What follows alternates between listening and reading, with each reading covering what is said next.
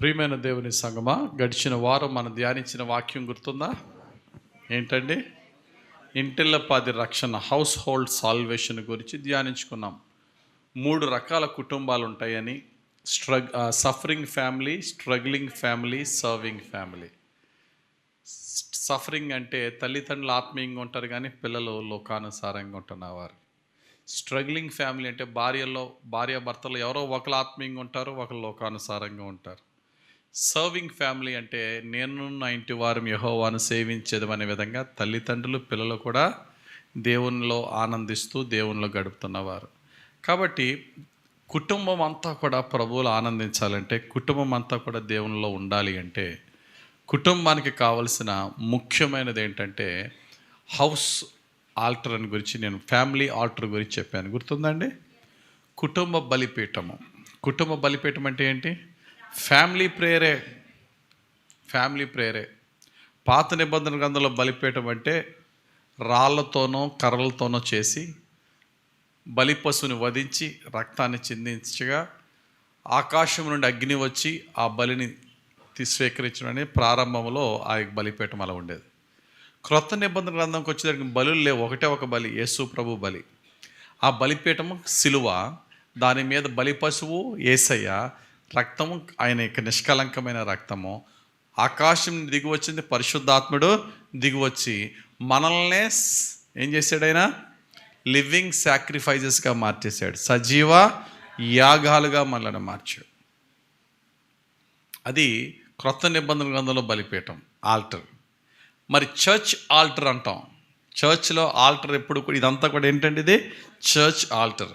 అందరూ కూర్చునే దానికన్నా ఇది కొద్దిగా ఎత్తుగా ఉంటుంది. ఆల్టర్ అనేది కొంచెం పైకి హెచ్చింపబడింది. అందుకనే ఆల్టర్ అనే మాటలోనే అనేకమైనటువంటి పర్యాయ పదాలు, సినోనిమికల్ వర్డ్స్ ఏంటంటే టు ఎగ్జాల్ట్, హెచ్చించుట, ఘనపరచుట. ఉదాహరణకి తెలుగులో ఆల్టర్ని ఏమంటారు? బలిపీఠము అంటారు. అది బలేస్తే అది బలిపీఠము, బలేయకపోతే పీఠమే. పీఠము అంటే ఉదాహరణకి నెహెమ్యా భక్తుడు ఇశ్రాయేళ్ళందరినీ సమకూర్చి వాక్యం వినిపింప చేయడానికి శాస్త్రి అని యజ్రాన్ని పిలిచినప్పుడు బైబిల్ ఏముంటుందండి? ఒక పీఠము ఏర్పరిచి పీఠము మీద యజ్రాన్ని నిలబెట్టాడు. అది పీఠం అంటే స్టేజ్ని ఏమంటారు? పీఠము. పీఠము. మనకి బలిపీఠము తెలుసు, పీఠము తెలుసు. పెద్ద పీఠం తెలుసా? తెలుసు. మీకు గుర్తొస్తుంది, చెప్తాను చూడండి. ఈ మధ్యకాలంలో ఈయనకి పార్టీలో చాలా పెద్ద పీఠం వేశారండి. గుర్తుకొచ్చిందా? ఈ మధ్యకాలంలో పలానా ఆయనకి వాళ్ళ పార్టీలో చాలా పెద్ద పీఠం వేశారండి అంటే అర్థం ఏంటండి? పొజిషన్, అంతేనా? పెద్ద పొజిషన్ ఇచ్చారండి, ఉన్నతమైన హోదా ఇచ్చారండి, అతనికి చాలా ఉన్నతమైన స్థితికి హెచ్చించారండి అనేదాన్ని పెద్ద పీఠము అంటారనరా. ఆ విధంగా పీఠము అంటే అర్థం ఏంటంటే, ఆల్టర్ అంటే అర్థం ఏంటంటే హెచ్చించుట, ఘనపరచుట, ఎక్కువ ప్రాధాన్యత ఇచ్చుట, ఉన్నతమైన ప్రాధాన్యత ఇచ్చుట. కాబట్టి ఈరోజు మనం ధ్యానించే వాక్యాలు ఏంటంటే, ఈరోజు మనం ధ్యానించే వాక్యం సబ్జెక్ట్ ఏంటంటే, మన కుటుంబంలో కుటుంబ ప్రార్థన అనే బలిపీఠము ఎన్నో ఆశీర్వాదాలు, దీవెనలను మన కుటుంబానికి తెస్తుంది. అయితే ఆ కుటుంబ బలిపీఠానికి మించిన దేవుని ఆశీర్వాదాలన్నిటినీ కూడా అడ్డగిస్తూ, దేవుని ఆశీర్వాదాలు మన కుటుంబంలోనికి రాకుండా చేసే అన్య బలిపీఠాలు కొన్ని మన ఇళ్ళలో కనబడుతున్నాయి. ఆ అన్య బలిపీఠాల వల్ల వచ్చే నష్టం ఏంటి? అసలు అన్య బలిపీఠాలు ఏంటి? అన్య బలిపీఠాల వల్ల వచ్చే నష్టం ఏంటి? ఆ అన్య బలిపీఠాలను మనం ఎలా తీసేయాలి? అవి తీసేస్తే వచ్చే లాభం ఏంటి? ఇవన్నీ కూడా ఈరోజు మనం ధ్యానించుకుందాం. ఈరోజు మన ప్రసంగం అదే. అన్య బలిపీఠములు మన ఇంట్లోంచి ఎలా తీసేయాలా, మన జీవితంలోంచి ఎలా తీసేయాలా, మన కుటుంబంలోంచి అన్య బలిపీఠాలు, మన ఇళ్లల్లోంచి, మన సంఘాల్లోంచి అన్య బలిపీఠాలు ఎలా తీసేయాలి. బైబిల్లో ఒక మాట ఉంటుంది, ద్వితీయోపదేశకాండంలో దేవుడని యెహోవా అన్నాడు, నీ ఇంట్లోనికి శాపగ్రస్తమైనది, హేయమైనది దేన్ని తేవద్దు అంటాడు. నీ ఇల్లు దేవుని మందిరంగా ఉండాలి అంటే హేయమైనది నీ ఇంట్లో కనబడకూడదు అంటాడు. చదువున్న మాట ద్వితీయోపదేశకాండం 7వ అధ్యాయం 26వ వచనం. ద్వితీయోపదేశకాండం 7వ అధ్యాయము 26వ వచనం. ద్వితీయోపదేశకాండం 7వ అధ్యాయం 26వ వచనం. దానివలే నీవు శాపగ్రస్తుడవు కాకుండానట్లు, దానివలే నీవు శాపగ్రస్తుడవు కాకుండానట్లు, నీవు హేయమైన దాని నీ ఇంటికి తేకూడదు. హేయమైన దాని నీ ఇంటికి తేకూడదు. అది శాపగ్రస్తమే గనుక దాని పూర్తిగా రోసి దాని యందు బొత్తిగా అసహ్యపడవలెను. అది దానిని పూర్తిగా రోసి దాని యందు బొత్తిగా అసహ్యపడవలెను. హేయమైనది దేనిని నీ ఇంటికి తేకూడదు. నాతో పాటు ఈ మాట చెప్పండి, హేయమైనది దేనిని నీ ఇంటికి తేకూడదు. కాబట్టి మన ఇంట్లో ఏ వస్తువు అయినా దేవుని దృష్టికి హేయమైనది, అబామినేషన్ అయితే అది తేకూడదు. ఒకవేళ ఉంటే దాన్ని ఏం చేయాలా? తీసేయాలి. దేవునికి వ్యతిరేకమైనవి ఏమున్నాయి మన ఇంట్లో? దేవుని కంటే ఎక్కువగా దేనికి మనం ఎక్కువ ప్రాధాన్యత ఇస్తున్నామో అదే దేవునికి వ్యతిరేకమైన అన్య బలిపీఠం. దేవునికి వ్యతిరేకమైన అన్య బలిపీఠాలు ఏమున్నాయో ఒక్కసారి మళ్ళీ మనం చెక్ చేసుకుంటూ ఈ వాక్యాలను పరిశీలన చేస్తూ ఉండాలి. ప్రభువా, కుటుంబంలో చక్కటి కుటుంబ ప్రార్థన అనే బలిపీఠాన్ని కట్టుకున్నాను ప్రభు, బాగానే ఉంది. ఇంకా కొన్ని శోధనలు ఎక్కువగానే ఉన్నాయి నా ఇంట్లో. కుటుంబ ప్రార్థన జరుగుతున్నా అంటే తెలుసుకోవాల్సిన సత్యం ఏంటంటే, కుటుంబ ప్రార్థన మన జీవితంలోనికి ఎన్నో ఆశీర్వాదాలు తీసుకొస్తుంది. అయితే కుటుంబ ప్రార్థన అనే బలిపీఠానికి మించిన బలిపీఠాలు ఎక్కువైపోయినాయి మన ఇంట్లో. కుటుంబ ప్రార్థన జరిగితే 10 నిమిషాలు జరుగుతుంది, పావుగంట జరుగుతుంది. అంతకంటే భయంకరమైన బలిపీఠాలు ఎక్కువైపోయి అవి ఏం చేస్తున్నాయంటే ఈ బలిపీఠాన్ని, కుటుంబ ప్రార్థన అనే బలిపీఠాన్ని అణిచేస్తున్నాయి. What are those strange altars that blocks God's blessings in our life? ఆ వ్యతిరేకమైన, దేవునికి వ్యతిరేకమైనటువంటి అన్య బలిపీఠాలు మన ఇంట్లో ఏముండి మన కుటుంబంలోనికి దేవుని సమాధానం రాకుండా చేస్తున్నాయి అనేది ఈరోజు ధ్యానించుకుందాం. అయితే మన ఇండ్లలో ఉన్న బలిపీఠాల గురించి మనం ధ్యానించే ముందుగా బైబిల్లో ఉన్న కొన్ని అన్య బలిపీఠాలు లేక తప్పుడు బలిపీఠాలు, దేవునికి వ్యతిరేకమైన బలిపీఠాల గురించి ధ్యానించుకుందాం. 3 రకాలైనటువంటి తప్పుడు బలిపీఠాలు లేక అన్య దేవునికి వ్యతిరేకమైనటువంటి అన్య ఆరాధనల గురించి ధ్యానించుకుందాం. మొట్టమొదటి బలిపీఠం, wrong altar but right worship. Wrong altar but right worship. దేవుడు అంగీకరిస్తాడా? అంగీకరించడా? Wrong altar but right worship అంటే మంచి బలిపీఠమే, తప్పు బలిపీఠమే, అన్య బలిపీఠమే, కానీ సత్యమైన ఆరాధన, నిజమైన ఆరాధన దేవుడు అంగీకరిస్తాడా? అంగీకరించడా? దేవుడు అంగీకరిస్తాడా? అంగీకరించడా? చెప్పండి. దేవుడు ఆరాధిస్తే చాలు అనలేదు. దేవుడు ఆత్మతో ఆరాధించాలి. ఇంకోటి ఏంటి? ఎస్, నా ట్రూత్ ఎలాగుందో అలాగ ఆరాధించాలి. నువ్వు according to the truth you should worship. ఎలాగోలాగ ఆరాధించేస్తున్నాను కదా, తీసేసుకుంటే ఆయన తీసుకోడు. నువ్వు ఎలాగ ఆరాధిస్తున్నావు? ఇప్పుడు మనుషుల్ని సంతోషపరచడానికి ఒక ఆయన ఉన్నాడు. ఒక ఆయన క్రైస్తవుడు, ఆయన నాయకుడు, ఒక తరతరాల నుంచి క్రైస్తవులే, కానీ రాజకీయాల్లోనికి ఆయన వచ్చాడు. రాజకీయాల్లోకి వచ్చినప్పుడు ఎలాగైపోతుందంటే, ఇప్పుడు అందరు మతాలని గౌరవించాలా, అలాగని చెప్పి అన్ని మతాలని ఆరాధించవలసిన పని లేదు. అంతేనా? నువ్వు క్రైస్తవుడు అనుకో, హిందూని గౌరవించాలా, ముస్లింని గౌరవించాలా, అందరికి ఈక్వల్గా న్యాయం చేయాలి. అలాగని చెప్పి క్రైస్తవుల్ని, హిందువుల్ని, ముస్లింని సంతోషపరచడానికి అన్ని దేవుళ్ళ దగ్గరికి వెళ్ళి దండం పెట్టుకోవాల్సిన పని లేదు. కానీ ఇప్పుడు ఏమైపోతుందంటే, కొంతమంది, నాకు తెలిసిన ఒక ఆయన క్రైస్తవుడు ఆయన, కానీ ఎలక్షన్లో పాల్గొన్నప్పుడు ఆయన ఏం చేశాడంటే ఒక అన్య దేవతల గుడికి వెళ్ళి దండం పెట్టుకుని వచ్చాడు. సరే, ఇంక కాంప్రమైజ్ అయ్యాడులే. నా విశ్వాసం ఇదండి, మీ మతాన్ని నేను గౌరవిస్తాను, నా విశ్వాసంలో నేను ఉంటాను అని చెప్పొచ్చు. కానీ ఎందుకంటే ప్రజలు నాకు ఓట్లు కావాలని చెప్పి కాంప్రమైజ్ అయితే అయ్యాడు. మళ్ళీ బయటకు వచ్చి మా దగ్గరికి ఏమన్నాడంటే, నేను ఏం చేశాను అనుకున్నారు అని. ఏంటి? అక్కడికి వెళ్ళి ఆ విగ్రహానికి దండం పెట్టుకున్నాను కానీ నా మనసులో యేసు ప్రభుకే ప్రార్థన చేసుకున్నాను అన్నాడు. నా ప్రభు తండ్రి కుమార పరిశుద్ధాత్మ నామములో నీకే వందనాలు ప్రభు అని ప్రార్థన చేసుకున్నాను, కానీ ఆ గుడిలోకి వెళ్ళి ఆ విగ్రహాన్ని అలా మామూలుగా దండం పెట్టుకున్నాను అంతే అన్నాడు. ఆయన ఎవరు అడగలేదు, మేము చెప్పమనలేదు, ఆయన మమ్మల్ని సాటిస్ఫై చేయడానికి చెప్పాడు. ఇప్పుడు చెప్పండి, ఇది యేసుక్రీస్తు ప్రభు అంగీకరిస్తారా, అంగీకరించరా?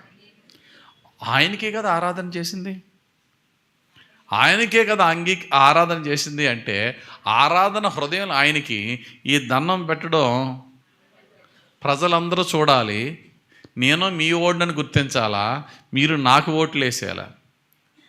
అలా కాదండి, నేను క్రైస్తవుడిని, నా విశ్వాసంలో నేను ఉంటాను, మీ విశ్వాసం నేను గౌరవిస్తాను, మీకు చేయవలసిన న్యాయం నేను చేస్తానంటే అది వేరు. ఇక్కడ ఏమవుతుందంటే కాంప్రమైజ్ అవుతుంది, కాంప్రమైజింగ్ ఫెయిత్ అవుతుంది. ఇక్కడ దేవునికి అంగీకారమైన ఆల్టర్ దగ్గర దేవునికి అంగీకారమైన ప్రార్థన చేసిన దేవుడు అంగీకరిస్తాడు, అంగీకరించడా? అంగీకరించాడే కదా. మీకు ఒక మంచి బెస్ట్ ఎగ్జాంపుల్ చెప్తాను. బైబిల్లో ఇటువంటి ఎగ్జాంపుల్ ఏమన్నా? యెరొబోమాడు బయలు ఆరాధన, దేవునికి విరోధకరమైన జీవితం అన్ని చేసినాడు, అది వేరు. యెహోవానే ఆరాధించాలా, కానీ అన్య బలిపీఠం మీద ఆరాధించాలా? సరే, మీకా అనే భక్తుడి గురించి మనం చూద్దాం ఒకసారి. మీకు మీకా అని చెప్పిన వెంటనే బైబిల్లో మీకా గ్రంథానికి వెళ్ళిపోతారు, మీకా ప్రవక్త దగ్గరికి వెళ్ళిపోతారు. ఆ మీకా ప్రవక్త కాదు, న్యాయాధిపతుల్లో ఉన్న మీకా అనే ఎఫ్రాయిమీయుడు గురించి ధ్యానించుకుందాం. ఒకసారి చదవండి, ఒకసారి న్యాయాధిపతుల గ్రంథం 17వ అధ్యాయం మొదటి 2 వచనాలు చదవండి. న్యాయాధిపతుల గ్రంథం 17వ అధ్యాయం మొదటి 3 వచనాలు చదువునన్నా. మీకా అను ఒకడు ఎఫ్రాయిమీయుల మన్య దేశములో నుండెను.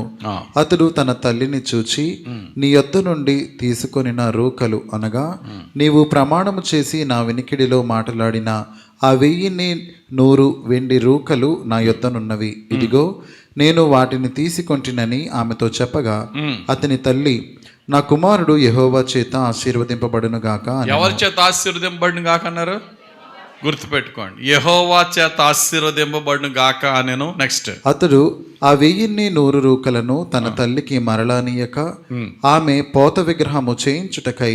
ఏం తయారు చేసింది ఆమె? పోత విగ్రహం చేసింది. ఏమని ఆశీర్వదించింది ఆమె? యెహోవా నిన్ను ఆశీర్వదించు. ఏమర్థమవుతుంది? వర్షిప్ ఒకటి, ఆల్టర్ ఒకటే.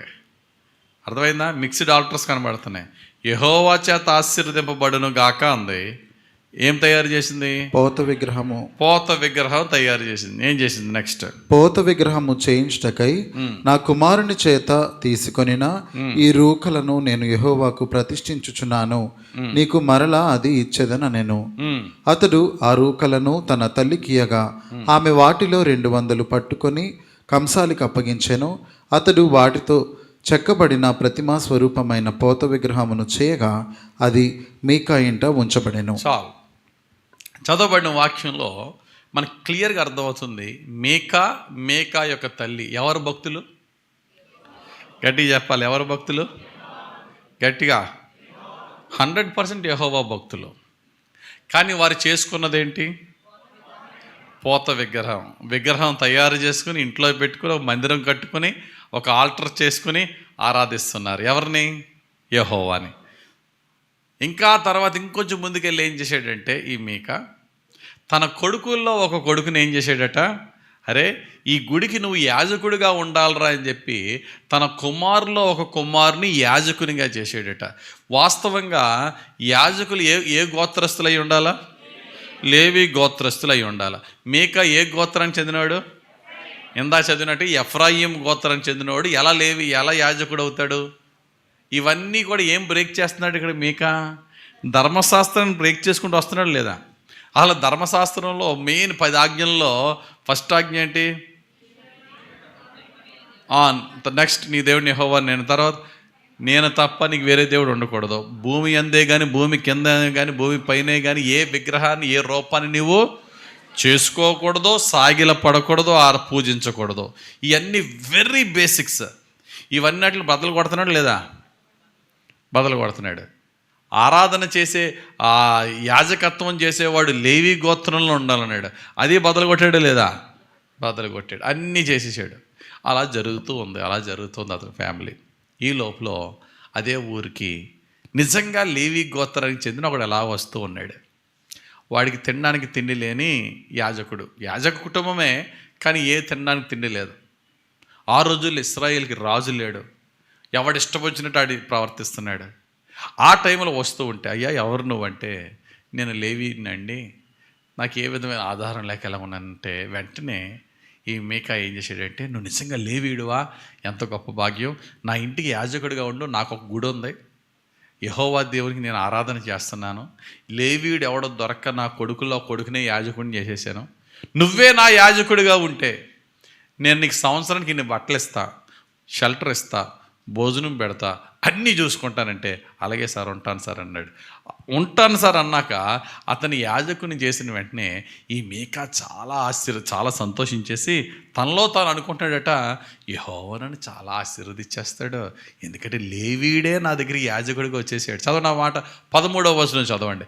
న్యాయాధిపతుల గ్రంథం అదే 17వ అధ్యాయం 13వ వచనం. అంతటా మీకా, లేవీయుడు నాకు యాజకుడైనందున యెహోవా నాకు మేలు చేయనని ఇప్పుడు నాకు తెలియను అనెను. యెహోవా ఇప్పుడు నాకు ఎవరు మేలు చేస్తాడు? ఈ విగ్రహం మేలు చేస్తాను లేదు, ఈ బలిపీఠం మేలు చేస్తాను లేదు, యెహోవా. ఫస్ట్ నుంచి యెహోవా మాట. మీకా తల్లి ఏమని ఆశీర్వదించింది? యెహోవా నిన్ను ఆశీర్వదించును గాక. యెహోవా యెహోవా యెహోవా అంటున్నారు. They are doing right worship to the right God, but at the wrong alter.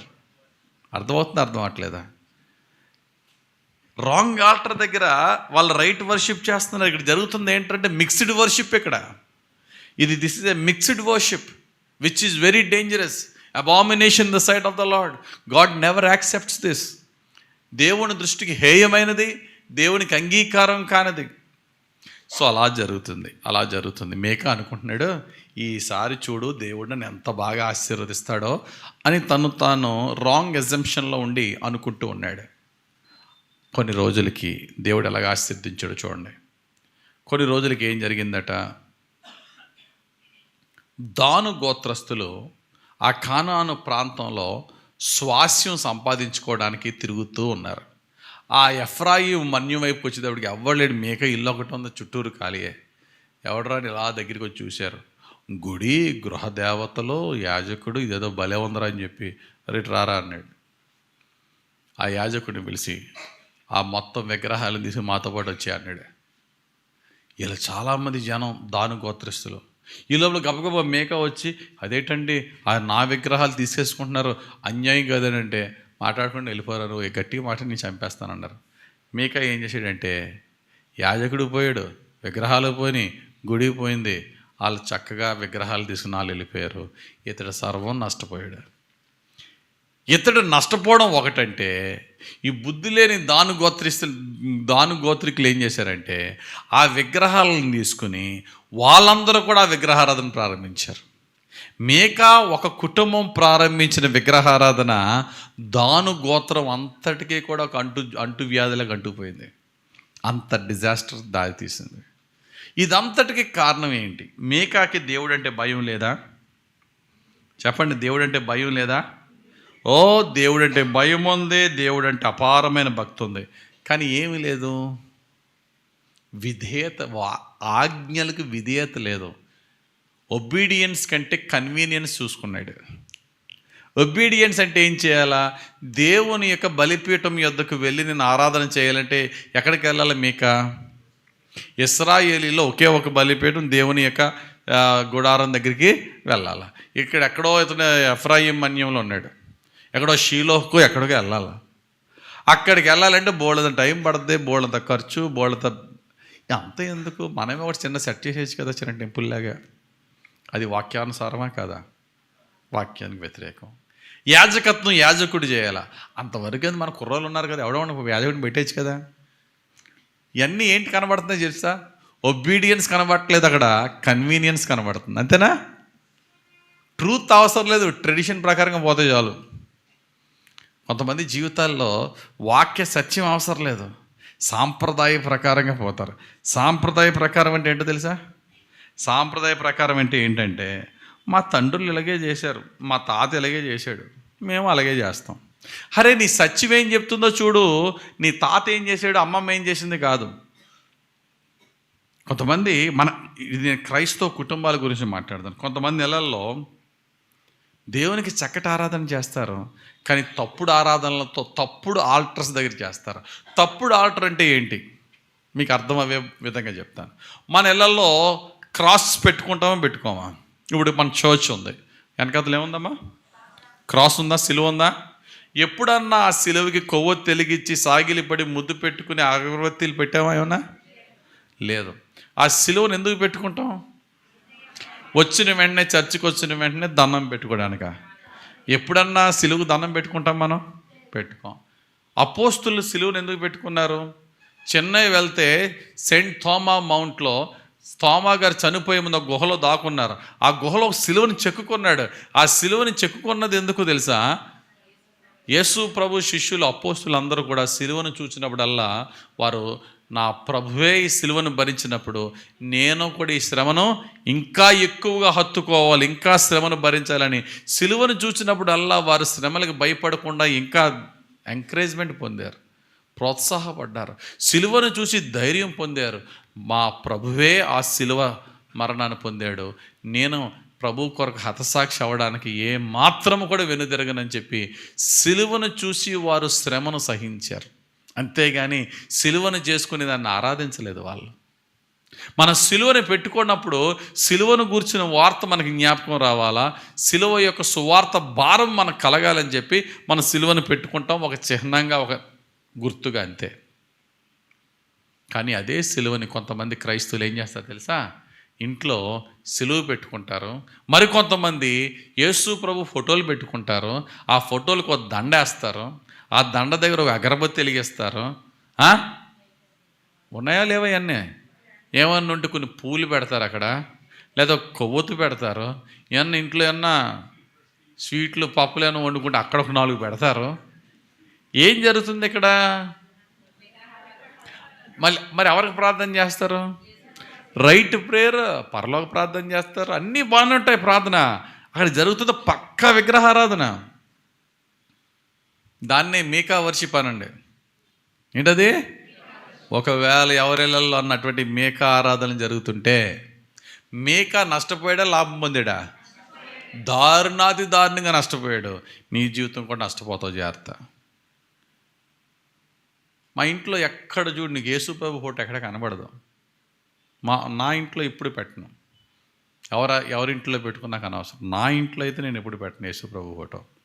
ఎందుకంటే అది ఆయన ఫోటో కాదు, అది ఊహాజనకమైన చిత్రం. అది పెట్టడమే ఒక అజ్ఞానం. అంటే దానికి ఒక దండ వేయడం, దానికి ఒక అగరబత్తి పెట్టడం, ఒకవేళ లేదంటే దానికి ఒక లైట్ పెట్టడం, కింద లైట్ అది అగరబత్తిలో వెలుగుతూ ఫ్లిక్ అవుతూ ఉంటుంది, అటువంటి లైట్ పెట్టడం. ఇట్స్ ఆల్ ఐడోలేటరీ, మీకా ఆరాధనలు ఇవన్నీ.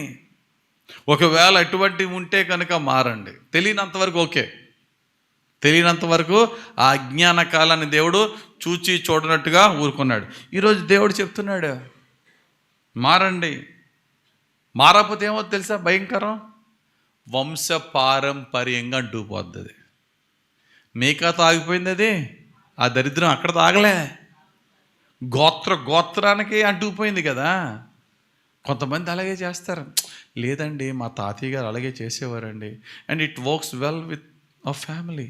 అది మా కుటుంబానికి చాలా మేలుకరంగా ఉందండి, మా ఫ్యామిలీ అంతా చాలా బాగుందండి అలా చేయడం వల్ల.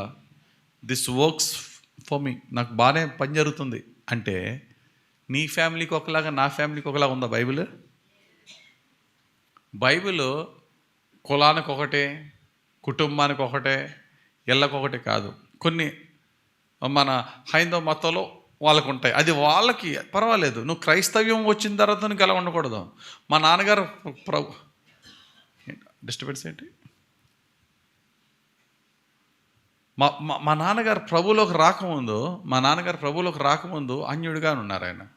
అప్పుడు మా ఇంట్లో మాకు కులదైవం ఉండేది, సత్తమ్మ అనే కులదేవత మాకు ఉండేది. అందుకనే మా వాళ్ళందరి పేర్లు సత్యతో స్టార్ట్ అవుతాయి. మా తాతయ్య గారి పేరు సత్యం, మా అత్తయ్య పేరు సత్యవతి, మా అన్నయ్య పేరు కూడా సత్యప్రభాకర్. సత్య సత్య సత్య అని పెట్టేస్తే ఉండేవారు. ఫస్ట్ మా కులదైవం అని పెట్టుకున్నారు, ఆ తర్వాత మా తాతయ్య గారి పేరు అని పెట్టుకున్నారు. కానీ క్రైస్తవ్యంలోకి వచ్చేటప్పటికి కులానికి ఒక దైవం, ఇంటి పేరుకో దైవం, కుటుంబానికి ఒక దైవం లేదు. One Bible, one God, one faith, one belief, one salvation. ఒకటే ఆ ఏకత్వం మా కుటుంబానికి వర్కౌట్ అయిందండి, మా తాతయ్యకి వర్కౌట్ అయిందంటే అది వాక్యానుసారము కానప్పుడు మనం బ్రేక్ చేయాలి. మా తాతయ్యల దగ్గర నుంచి వచ్చిన సెంటిమెంట్లు నేను చాలా బ్రేక్ చేశాను. మా తాతయ్యల దగ్గర నుంచి వచ్చిన సెంటిమెంట్స్ మా పేరెంట్స్ ఫాలో అయ్యేవారు. మా పేరెంట్స్తో నేను మాట్లాడి కన్విన్స్ చేసి, నో ఇది మనం చేసేది కాదు మమ్మీ. తాతయ్య పట్ల మనం గౌరవం ఉండొచ్చు, కానీ ఇది వాక్యానుసారం కాదు, కాబట్టి వీ షుడ్ బ్రేక్ అని చెప్పి ఎన్నో బ్రేక్ చేశాను. మా ఇంట్లో కొన్ని మంగళవారం శుభకార్యాలు చేయకుండా ఉండే అటువంటి అన్నీ నేను వచ్చేటప్పటికి అన్ని మంగళవారాలు పెట్టేసేవాడిని. ఏది బ్యాడ్ డే అంటే ఆ రోజు గుడ్ థింగ్ చేసేవాడిని. మీకు చాలాసార్లు చెప్తూ ఉంటాను, సంవత్సరం అంతట్లో భయంకరమైన రోజు ఏదైనా ఉన్నదంటే ఆ రోజు సెలెక్ట్ చేసుకున్నాను దేవుని దయ వల్ల నా పెళ్లి చేసుకోవడానికి. అమావాస్య, మోడం, గొడ్డ అమావాస్య, ఇంకేయో మంచి కలిసి వచ్చినాయి అట అన్నీ. ఏ భారతీయుడు మరి ముఖ్యంగా ఈ యొక్క సెంటిమెంట్స్ ఫాలో అయినాడు ఎవడు కూడా ఆ రోజు ఏ శుభకార్యం పెట్టుకోడట. నేను కావాలని ఆ రోజు పెట్టుకున్నా.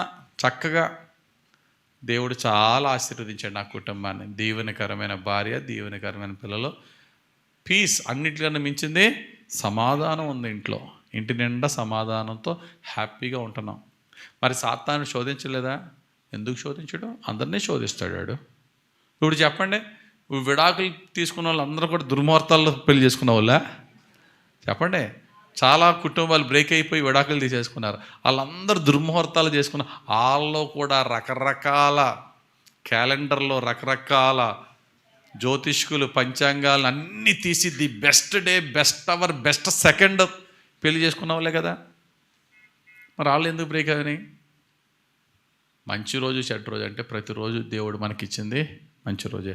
మనం వీక్ ఉన్నామనుకో, మెంటల్గా స్పిరిచువల్గా వీక్ అయ్యామనుకోండి, తాడు కూడా పాములా కనబడద్దు మనకి. అంతేనా? తాడు కూడా పాములా కనబడతాయి. ఇఫ్ యూఆర్ స్పిరిచువల్లీ స్ట్రాంగ్, తాసుపాముని కూడా చదువుతాం మనం కర్రెట్టుకుని. మనం ఆత్మీయంగా బలంగా ఉంటే త్రాసుపామైనా కర్రపట్టుకుని తరుగుతుంది దాన్ని. మనం ఎందుకు భయపడాలా? నాలో ఉన్నవాడు లోకంలో ఉన్నవాడి కంటే గొప్పవాడని నేను బిలీవ్ చేసినా నేను భయపడను. ఈరోజు అదే చెప్తున్నాను మీకు, ఫాలో అవ్వద్దు. తల్లిదండ్రులు, ముత్తాల దగ్గర నుంచి ట్రెడిషన్ వచ్చిందా, మనం బ్రేక్ చేయాలి. మనం మీకు ప్రసంగం చెప్పాను, we are the generation curse breakers. మనం ఏమవ్వాలా? తరతరాల నుండి వస్తున్న శాపం మన తరంలో బ్రేక్ అయిపోవాలా. దానికి మా తరం మీద అధికారం ఉండకూడదు. In the name of lord Jesus Christ. ఎప్పుడు బ్రేక్ అవుతుంది? శాపం బ్రేక్ అవ్వాలంటే పాపాన్ని బ్రేక్ చేయాలి. మనం ఆ చేస్తున్న తప్పులు మనం బ్రేక్ చేసినప్పుడు వారి మీద ఉన్న శాపం మన మీదకి రాదు. ఎందుకంటే బైబిల్లో ఆజ్ఞల్లో ఒక ఆజ్ఞ, ఒక వాక్యము, హేతువు లేని శాపము ఫినిష్. హేతువు లేని శాపం తగలదు. అలా కాకుండా తల్లిదండ్రులు ముత్తాలు చేసి తప్పులన్నీ చేసేసి శాపాలు తగలకుండా ఉండాలంటే ఎలాగా? మనం మారాలి. వాక్యానికి తల్లిదండ్రులను గౌరవించాలా, ముత్తాతలు గౌరవించాలా, తప్పేమీ లేదు. అయితే వాక్యానికి వ్యతిరేకమైనటువంటి పద్ధతులను మనము మార్చుకోవాలి, బ్రేక్ చేయాలి. ఎందుకంటే బైబిల్ చెప్తుంది దానికి దీనికి నీకు సంబంధం లేదు. చదవండి అన్నమాట. అపోస్తులైన పౌలు కొరింథీయులకు రాసిన మొదటి పత్రిక, అపోస్తులైన పౌలు కొరింథీయులకు రాసిన మొదటి పత్రిక 10వ అధ్యాయము 21వ వచనం మనం చూసినట్లయితే, 1 Corinthians చాప్టర్ 10 and verse 21. మీరు ప్రభువు పాత్రలోనిది దెయ్యముల పాత్రలోనిది కూడా త్రాగనేరరు. ప్రభువు బల్ల మీద ఉన్న దానిలోనూ దెయ్యముల బల్ల మీద ఉన్న దానిలోనూ కూడా పాలు పొందనేరరు. చాలు. ఇక్కడ ప్రభు బల్ల, దయ్యముల బల్ల అన్నాడు. దయ్యాలంటే ఏంటి? దయ్యాలంటే ఏంటమ్మా? నువ్వు ప్రభువుని కాదని నువ్వే ఒక రూపం చేసేసుకున్నావు, మేకా చేసినట్టు. మేకా ఎవరు రూపం చేసుకున్నాడు? బైబిల్ ఎక్కడా లేదు. ఆ రూపం ఈ రూపం అని లేదు. ఏదో ఒక రూపం కంసాలకి ఇచ్చాడట. ఓ రూపం చేసే అక్కడ చేసేసుకున్న పెట్టి నువ్వే నా యెహోవా అన్న స్టార్ట్ చేసాడట. దేవుడు అంటే దయ్యం రా అది. దయ్యం రూపాన్ని దేవుని రూపాన్ని సమానం చేస్తున్నావేటి? దయ్యం బాల మీదది ప్రభు బాల మీద నువ్వు ఎలా మిక్స్ చేస్తున్నావు? మిక్స్డ్ వర్షిప్ని దేవుడు అంగీకరించాడు. కాబట్టి మొట్టమొదటిది, though you do the right worship but at the wrong altar. తప్పుడు బలిపీఠం యొద్ద సత్యమైన ఆరాధన చేసిన దేవుడు దాన్ని చెప్పాలి గట్టిగా అంగీకరించడు. ఈసారి రెండో రకం చూద్దాం. Right altar wrong worship. ఖచ్చితమైన మంచి ప్లేసే, సరి అయిన బలిపీఠమే, కానీ నువ్వు తప్పు ఆరాధన చేస్తున్నావు. చెప్పండి బైబిల్లో ఒక ఉదాహరణ. రైట్ ఆల్టర్ బట్ నువ్వు చేసే విధానం రాంగ్ వర్షిప్. అహరోను కుమారులైనటువంటి నాదాబు అబీహు గుర్తున్నారా? అహరోను ఎవరంటే మొట్టమొదటి ప్రధాన యాజకుడు. అతని నుండే ప్రీస్ట్హుడ్ మొత్తం తన పిల్లల వంశాలన్నీ కూడా యాజకత్వం, దేవుని మందిరంలో యాజకత్వం చేయాలి. దేవుని మందిరంలో యాజకులు చేయవలసిన పని ఏంటంటే, ఆ రోజుల్లో దేవుని మందిరము 3 భాగాలుగా ఉంటుందని మనందరికీ తెలుసు. ఏంటి ఆ 3 భాగాలు? బయట ఉన్నది ఆవరణము, ఇక్కడ ఉన్నది పరిశుద్ధ స్థలం, ఈ పైనది అతి పరిశుద్ధ స్థలం అన్నా. అయితే యాజకులు ఎక్కడికి రావాలి? సంవత్సరానికి ఒకే ఒకసారి ప్రధాన యాజకుడే అతి పరిశుద్ధ స్థలంలోనికి వస్తాడు. ప్రతిరోజు రావాల్సిన ప్లేస్ ఏంటి? పరిశుద్ధ స్థలం. ఎందుకు పరిశుద్ధ స్థలంలోకి రావాలి యాజకులు?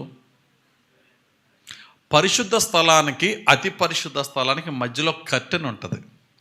ఆ కర్టెన్ ముందు ఒకటి ఉంటుంది. ఏంటది? ద ఆల్టర్ ఆఫ్ ఇన్సెన్స్ అంటారు. దాన్నే ధూప వేదిక అంటారు. ఈ ధూప వేదిక దగ్గరికి రావాలా, వచ్చి ఏం చేయాలా? ధూపం వేయాలా. ధూపం వేయడం అంటే ఏంటి? సుగంధ ద్రవ్యాలతో కూడిన ధూపాన్ని నిప్పుల మీద వేసినప్పుడు, సాంబ్రాన్ని నిప్పుల మీద వేస్తే ఏమవుతుంది? ఎలాగైతే హోమం పోగల వస్తుందో అలా చేయాలి. ఇప్పుడు యాజకులైనటువంటి అహరోను కుమారులు ఈ నాదాబు అబీహులు ఏం చేయాలంటే, నిప్పు తీసుకురావాలా. వాళ్ళ ధూపార్తుల్లో కొన్ని నిప్పు తీసుకుని రావాలా. నిప్పుతో పరిశుద్ధ స్థలంలోనికి వచ్చి ఆ ధూప వేదిక మీద పరిశుద్ధ సుగంధ ద్రవ్యాలతో దాన్ని ఏం చేయాలా? ధూపం వేయాలా. వీళ్ళు చేసిన తప్పేంటి? చదువుదాం ఒకసారి పరిశుద్ధ గ్రంథంలో. లేవీ కాండం 10వ అధ్యాయం 1వ వచనం చదవండి ఒకసారి. లేవీ కాండం 10వ అధ్యాయము 1-2 వచనాలు. అహరోను కుమారులైన నాదాబు అబీహులు తమ తమ ధూపార్తులను తీసుకుని వాటిలో నిప్పులుంచి వాటి మీద ధూపద్రవ్యము వేసి యెహోవా తమకు ఆజ్ఞాపింపని వేరొక అగ్నిని ఆయన సన్నిధికి తేగా యెహోవా సన్నిధి నుండి అగ్ని బయలుదేరి వారిని కాల్చివేసెను. వారు యెహోవా సన్నిధిని మృతి పొందిరి. చాలు. వీళ్ళు చేసిన తప్పేంటి? దేవుడు అక్కడే చంపేశాడు ఇద్దరిని. చచ్చిపోయిన కొడుకులను చూసి నువ్వు ఏడకూడదు అంటాడు అహరోనుతో. నేను అక్కడే చంపేశాను వాళ్ళిద్దరిని అన్నాడు. ఎందుకు? వాళ్ళు చేసిన పాపం ఏంటి? వాళ్ళు చేసిన తప్పేంటి? వాళ్ళ ధూపార్తులతో నిప్పులు తీసుకుని పరిశుద్ధ స్థలంలోనికి రావాలా ధూపం వేయడానికి. ఆ నిప్పు వారు ఏ నిప్పు తెచ్చారట? యెహోవా ఆజ్ఞాపింపని వేరొక అగ్నిని తెచ్చారు. యెహోవా ఆజ్ఞాపించిన నిప్పేంటి? యెహోవా ఆజ్ఞాపించని నిప్పుని తీసుకొచ్చారట. యెహోవా ఆజ్ఞాపించిన నిప్పు ఏంటంటే, ఆవరణంలో ఇత్తడి బలిపీఠం ఉంది. ఆ ఇత్తడి బలిపీఠం మీద దహన బలి మండుతూ ఉంది. ఆ దహన బలిపీఠం మీద నిప్పులలో కొన్ని నిప్పులు నీ ధూపార్తిలో తీసుకోవాలి. ఆ ఇత్తడి బలిపీఠంలో ఉన్న నిప్పులతో పరిశుద్ధ స్థలంలోనికి రావాలా, ఇక్కడ ధూపం వేయాలా. ఇలా బలిపీఠం ఎక్కి ఆ ఇత్తడి బలిపీఠం మీద నిప్పులు తీసే కంటే ఎందుకు నిప్పులే ఏదేసినా సరే ధూపం వస్తుంది కదా అని చెప్పి ఇంట్లోంచి పొయ్యిలోంచి ఏ తెచ్చేసారో, ఏ అగ్గిపెట్టి తెచ్చేసారో, లేకపోతే పొయ్యిలున్న పొలాలు తెచ్చేసి వేసేయని తెచ్చారట. దేవుడు వెంటనే వారిని కాల్చి చంపివేశాను అక్కడే. వాళ్ళ తప్పుడు ఆల్టర్ దగ్గరికి వచ్చారా? వాళ్ళు తప్పుడు ప్లేస్కి రాలేదు, రైట్ ప్లేస్కి వచ్చారు ఆరాధన చేయడానికి. కానీ తప్పుడు విధానంతో వచ్చారు. Though you come to the right place but with the right heart, wrong heart. Though you come and worship the right God with the right heart with the wrong heart, God will not accept. నువ్వు సరైన ప్లేస్కే వచ్చావు, కానీ సరైన ఆరాధన నువ్వు చేయట్లేదు. ఎందుకని? Worship without obedience. జాగ్రత్తగా వినండి. ఏదో వచ్చామా వెళ్ళిపోయామా ఆదివారం కాదు, అటెండెన్స్ ఏం చేసుకున్నామా కాదు, కానుక ఇచ్చేసేమా కాదు. నువ్వు చర్చ్లో నువ్వు ఎలా గడిపోవు? నువ్వు నిజమైన ఆరాధన నువ్వు దేవునికి చేసేవా? సరదాగా అందరితో కూర్చుని ఉన్నా. కొంతమంది ఆరాధన జరుగుతుంటుంది, అందరిని చూస్తూ ఉంటారు. ఆడు చేస్తున్నాడు సరిగ్గా, ఈడు చేస్తున్నాడు, ఆడు ఎలా చేస్తున్నాడు, ఎందుకు దిక్కులు చూస్తారో అర్థం కాదు. అటువంటి వాళ్ళు గుర్తుపెట్టుకోండి, నువ్వు చేస్తున్నది నాదాబు అబీహు లాంటి ఆరాధన చేస్తున్నావేమో. నువ్వు రైట్ ప్లేస్కే వచ్చావు, కానీ ఒబీడియన్స్తో నువ్వు ఆరాధన చేయట్లేదు. నీ ఇష్టమైన స్టైల్లో నువ్వు చేస్తున్నావు. ఎవరన్నా వర్షిప్ లీడరో పాస్టర్ గారో ఏకీభవించండి అంటే నీకు బాధ. ఆరాధన జరుగుతుంటుంది, అందరూ చప్పట్లు కొడుతూ ఉంటారు, నువ్వు వాట్సాప్ మెసేజ్లు చెక్ చేసుకుంటూ ఉంటావు. ఇక్కడ ప్రసంగం జరుగుతుంది, పాస్టర్ గారు అందరినీ చూడరు, నువ్వు ఎక్కడో ఉంటావు, నువ్వు ఇలా వాట్సాప్ చెక్ చేసుకుంటూ ఉంటావు. దేవుడికి కోపం రాదా? చూస్తున్న పాస్టర్కే గుండె మండిపోద్ది, పైనుంచి ప్రతి ఒక్కరిని చూస్తున్న దేవునికి కోపం రాదా? అబీహుని నాదాబుని ఏం చేశాడు దేవుడు? అక్కడ చంపేశాడు. కృపగల దేవుడు చంపట్లేదు, మనల్ని భరిస్తున్నాడు. ఎంతకాలం దేవుని కోపాన్ని నువ్వు రేపుతావు? నువ్వు చర్చ్కి వచ్చి నువ్వు చేస్తున్నది ఏంటి? చర్చ్లో కూర్చుని నువ్వు చేస్తున్నది వర్షిప్? నిజంగా హృదయంతో వర్షిప్ చేస్తున్నావా? ఎవరికి కనబడకుండా ఫోన్ కాల్స్ మాట్లాడుకుంటున్నావా? వాట్సాప్ మెసేజ్లు చెక్ చేసుకుంటున్నావా? Is that worship God is expecting from us? సరదాగా కూర్చుని ప్రసంగం అంతా పక్కనోడితో కబుర్లు చెప్పుకుంటూ కూర్చుంటుంటే పైనుంచి చూస్తున్నాడు, నిన్ను పాస్టర్ చూడక్కర్లేదు. You are worshipping without obedience. You are serving the Lord without God's calling. నువ్వు సేవ చేయొచ్చు, దేవుని పిలుపు ప్రకారంగా నువ్వు చేయట్లేదు.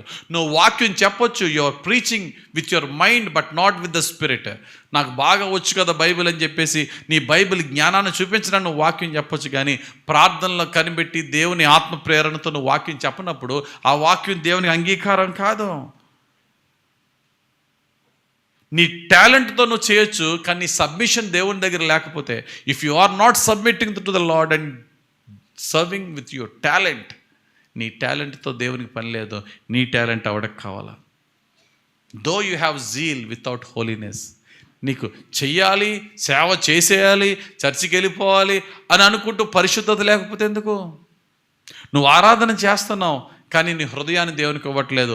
భక్తుడైన దావీదు అంటాడు, నా హృదయంలో నేను పాపమును లక్ష్యము చేసిన ఎడల ప్రభువు నా ప్రార్థన ఆలకించడు నా ప్రభు. భక్తుడైన దావీదు చాలా హృదయపూర్వకంగా చేస్తున్న మాట ఇది. నేను హృదయంలో తప్పు చేస్తూ ఇంట్లో నేను నా తప్పుడు జీవితం పెట్టుకుని నేను చేస్తే దేవునికి అంగీకారం కాదు కదా. కాబట్టి ప్రియమైన దేవుని సంగమా, నువ్వు చర్చికే రావచ్చు, కానీ you are not giving 100% to the Lord. ఏదో ఒక మంచి ప్లేస్ వెతుక్కుంటారు, ఆ కార్నర్ ప్లేసు, గాలి తగిలే ప్లేసు, కిటికీ పక్కనున్న ఐతుకు లాంటి ప్లేసు. అంటే అందరి గురించి చెప్పట్లేదు. ఒకవేళ అటువంటి ఆలోచనలు కనుక మనలో ఉంటే, అటువంటి వే ఆఫ్ లైఫ్ ఉంటే, చర్చికి లోపలికి వచ్చి కూర్చోవడం ఇష్టం ఉండదు. లోపల ప్లేస్లు ఖాళీలో ఉన్నా బయట ఇష్టం కొంతమందికి. ఎందుకంటే మరీ ఎక్కువ ఫోకస్ చేసేవలసి వస్తుందండి. నువ్వు ఫోకస్ చేస్తే మంచిదే కదా, దేవుని వైపు నువ్వు ఫోకస్ చేస్తే మంచిదే కదా. కాబట్టి 2 రకాల వర్షిప్స్ గురించి చూసాం. ఒకటి, రాంగ్ ఆల్టర్ దగ్గర రైట్ వర్షిప్ చేస్తున్న మీకా లాంటి ఆరాధన. 2, రైట్ ఆల్టర్ దగ్గరే నువ్వు రాంగ్ వర్షిప్ చేస్తున్నావు, నాదాబు అబీహు లాంటి ఆరాధన. మూడోది చాలా ఇంపార్టెంట్, ఈరోజు మన ప్రసంగం అదే. ఇదేంటో తెలుసా? సెల్ఫ్ అనే ఆల్టర్ ఉంటుంది చూసారా, వెరీ డేంజరస్. స్వార్థం, నాది, నా ఇష్టం, self exalting, self satisfying, self will. నాకు నచ్చింది చేస్తా, నాకు ఇష్టమైంది చేస్తా, నా కొరకు చేసుకుంటా. సెల్ఫ్ అనే altar, this is very dangerous altar and this is a secret altar. ఇది రహస్యమైనటువంటి బలిపీఠం. పేరుకి దేవుని మందిరానికి వస్తాం, పేరుకి కుటుంబ ప్రార్థన కూడా జరుగుతుంది ఇంట్లో, కానీ వాటితో పాటుగా రహస్య బలిపీఠాలు కూడా మెయింటైన్ చేస్తారు.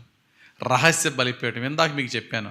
బలిపీఠం అంటే సింపుల్గా మనం ఒక స్టాండో లేక కర్రతో చెక్కతో రాయితో చేసేదే కాదు. బలిపీఠం అంటే దేన్నన్నా సరే దేవుని కంటే ఎక్కువగా హెచ్చిస్తే అదే మన జీవితంలో బలిపీఠం అవుతుంది. దేవుని కంటే ఎక్కువగా ప్రేమించి దానికి పెద్దపీట వేస్తే అదే మన జీవితంలో దేవునికి విరోధకరమైన బలిపీఠం అవుతుంది. అటువంటి దేవునికి విరోధకరమైన బలిపీఠాలు కనుక మన జీవితంలో ఉంటే మన జీవితాన్ని మనమే నాశనం చేసుకునే వాళ్ళం అవుతాం. మీకు ఒక ఎగ్జాంపుల్ చెప్తాను. ఆకాను విన్నారా ఎవరన్నా? ఎవరు ఈ ఆకాను?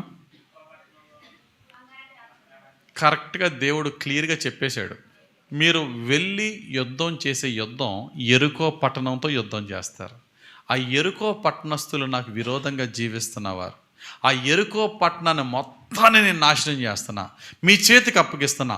ఓన్లీ వన్ కండిషన్, వాళ్ళు మీకన్నా బలవంతులైనా మీరు వాళ్ళని జయించే శక్తిని నేను మీకు ఇస్తా. కానీ ఎక్కడా కూడా ఆ ఎరుకో పట్టణంలో ఏ వస్తువుని ఏ వ్యక్తిని బట్టి టెంప్ట్ అవ్వద్దు, అంత శాపగ్రస్తమే, దాన్ని మీరు యాక్సెప్ట్ చేయొద్దు అంటాడు దేవుడు. ఏది తెచ్చుకోవద్దు అంటాడు. అందరూ పాటించారు కానీ ఆకాన్ అనేవాడు ఒకడే పాటించలేదు. దేనికి టెంప్ట్ అయ్యాడట?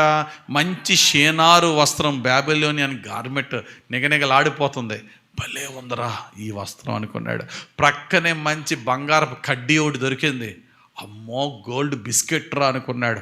ప్రక్కనే కొంచెం వెండి దొరికింది, చక్కగా దాచుకోవడానికి వస్త్రం ఉంది, ఇవన్నీ కలిసి మూట కట్టేసుకుని దాచేసుకున్నాడు. ఇంటికి తెచ్చి దాచేసుకోవడం వల్ల నష్టం ఏం జరిగింది చెప్పండి? అతనికి వచ్చిన శిక్ష ఏంటి చెప్పండి? అతనికి వచ్చిన శిక్ష ఏంటి చెప్పండి? పబ్లిక్గా ఆ పాపను బట్టబయలు అయిన తర్వాత దేవుడు ఆకాన్ని ఒక్కడనే చంపేశాడా? ఆకాను భార్యని, ఆకాని పిల్లల్ని పబ్లిక్గా పెట్టి అతనికి కలిగిన సమస్త పశువుల్ని కూడా ఏం చేయమన్నాడు? రాళ్ళతో కొట్టి చంపేశారు.